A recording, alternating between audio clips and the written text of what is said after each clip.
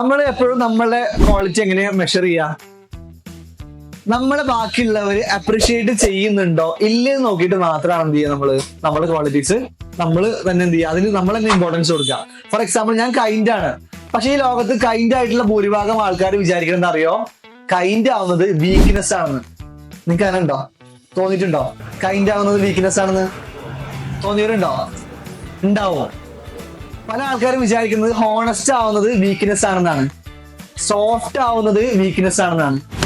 Normally ആൾക്കാർ, teachers ആയിക്കോട്ടെ, ചിലപ്പോൾ പാരന്റ്സ് ആയിരിക്കും, ഇവരൊന്നും നമ്മുടെ മാർക്കിനെ അവർ അപ്രീഷിയേറ്റ് ചെയ്യും, അല്ലെ, നമ്മുടെ അച്ചീവ്മെന്റ്സിനെ അവർ അപ്രീഷിയേറ്റ് ചെയ്യും. പക്ഷെ ഇതിനെ അവർ നോർമലായിട്ട് കാണാം. നമ്മുടെ ഈ കൈൻഡ്നെസ്, നമ്മുടെ സോഫ്റ്റ് ഹാർട്ട്, അല്ലെങ്കിൽ നമ്മുടെ ഹോണസ്റ്റി, നമ്മുടെ ഇന്നസെൻസ്, നമ്മുടെ ഹെൽപ്പിംഗ് മെന്റാലിറ്റി, ഇതിനെ എന്ത് ചെയ്യാറില്ല, അപ്രീഷിയേറ്റ് ചെയ്യാറില്ല, അല്ലെങ്കിൽ അതിന് ഇമ്പോർട്ടന്റ് ആയിട്ട് കാണാറില്ല.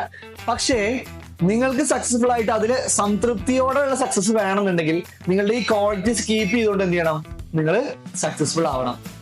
ഓക്കെ.